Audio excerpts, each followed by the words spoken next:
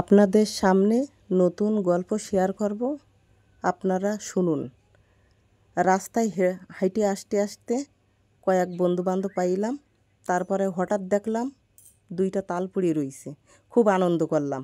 আনন্দের সাথে আমরা আমরা তো অনেক পিকনিক করার জন্যই মাছ গোশ অনেক কিছুই ব্যবহার করি, কিন্তু কখনো তালবড়া নিয়ে আমরা এরকম আনন্দ করিনি। তা আমরা আজকেরা পিকনিক করলাম কয়েকজন মিলে।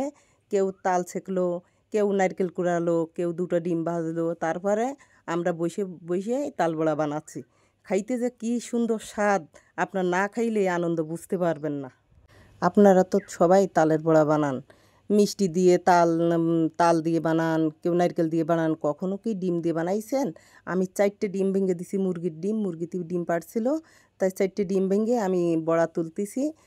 তোলার পরে আমি আপনারা এই ডিম দিয়ে আপনার বড়া তৈরি করে খাবেন, খাইয়ে দেখবেন খুব মজা।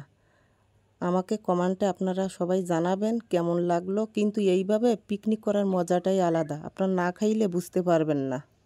আপনারা এইভাবে খেয়ে দেখবেন আর আমাকে কমেন্টে জানাবেন কেমন হয়, বলবেন আমাকে। আর আপনারা সবাই ভালো থাকবেন।